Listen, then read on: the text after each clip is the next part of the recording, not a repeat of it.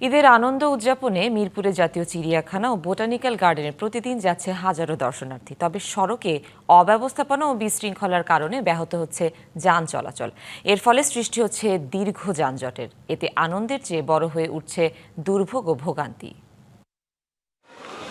ঈদের আনন্দ উদযাপনে চিড়িয়াখানা ও বোটানিক্যাল গার্ডেনে হাজারো মানুষের ভিড়, কিন্তু ঈদের ছুটিতে পুরো ঢাকা ফাঁকা হলেও নানা অব্যবস্থাপনায় সেখানে তীব্র যানজটের সৃষ্টি হচ্ছে। এতে আনন্দ পরিণত হচ্ছে দুর্ভোগে।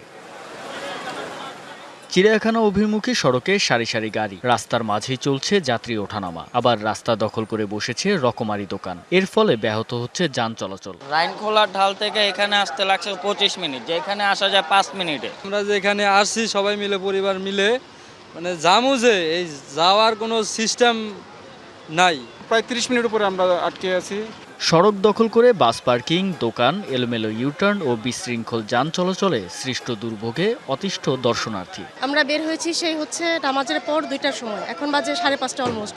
এতক্ষণ সময় জাস্ট আমরা এখানে এসে পৌঁছালাম। মূলত আমাদের এখানে মনে করেন আধা ঘন্টা যাবত এখন বসে রয়েছি। মাঝপথে নেমে হেঁটে আসতে হলো, বাচ্চাদের নিয়ে হেঁটে আসতে হয়। আসলে এটা অনেক বড় একটা ভোগান্তি। সড়ক ব্যবস্থাপনার দায়িত্বে থাকা ব্যক্তিদের দাবি, নির্দিষ্ট রুটের বাস ছাড়াও ঢুকে পড়েছে অন্যান্য যানবাহন, যা বাড়াচ্ছে ভোগান্তি। ওই বাসগুলো ওইখানে থাকে তো সবসময় ওদের।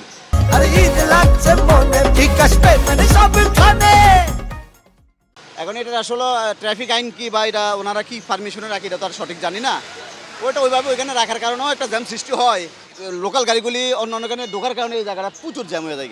তার কারণে আমাকে জ্যাম ছাড়াইতে ক্লিপ হয়ে যায়, ক্লিপ হইতে আমরা সমস্যা ফেস করতেছি। বিনোদন কেন্দ্রে এমন অব্যবস্থাপনার দ্রুতই প্রতিকার চান দর্শনার্থীরা। জুবাইর হোসেন সজল, ডিবিসি নিউজ, ঢাকা।